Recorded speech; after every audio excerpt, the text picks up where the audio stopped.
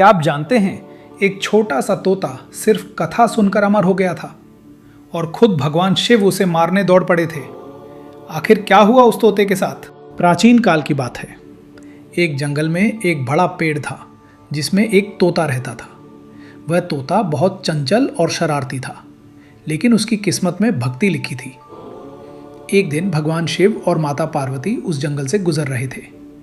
माता पार्वती ने शिव जी से कहा, प्रभु, मुझे अमर कथा शिव महापुराण की सुननी है, जो सुनने से मोक्ष मिलता है। शिव जी बोले, ठीक है, लेकिन ये कथा बहुत गोपनीय है, इसे केवल योग्य व्यक्ति को सुनाना चाहिए। शिव जी ने एकांत स्थान चुना और अमर कथा सुनानी शुरू की। लेकिन पास के पेड़ पर बैठा वह तोता छिपकर पूरी कथा सुन रहा था। कथा सुनते सुनते तोते का मन बदल गया। उसकी आंखों में आंसू आ गए, हृदय में भक्ति जाग गई। कथा समाप्त होने पर तोता राम राम या हर हर महादेव जपने लगा। माता पार्वती ने देखा कि तोता कथा सुन रहा है। उन्होंने शिव जी से कहा, ये तोता कथा सुन चुका है, अब इसका क्या होगा? शिव जी क्रोधित हो गए, क्योंकि अमर कथा सुनने का अधिकार सबको नहीं होता।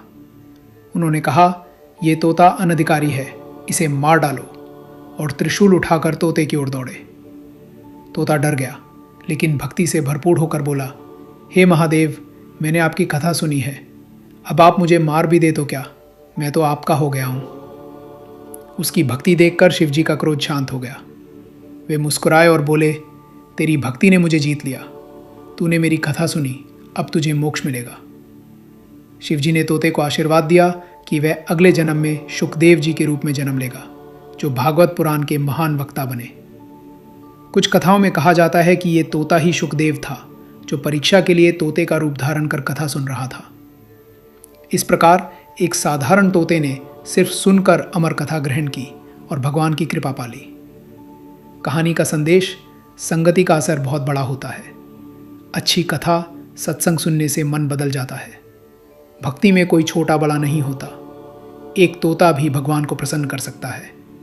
अगर मन से भक्ति हो तो भगवान क्रोध भी छोड़ देते हैं। कथा सुनना, नाम जपना, ये सरल साधन मोक्ष दिला सकते हैं। ये कहानी भागवत कथा या शिव महापुराण से जुड़ी है और बहुत लोकप्रिय है। कई जगह यजमान कथा के दौरान तोता रखते हैं, ताकि तोता भी कथा सुन ले और घर में भक्ति बनी रहे। जय भोलेनाथ, जय माता दी।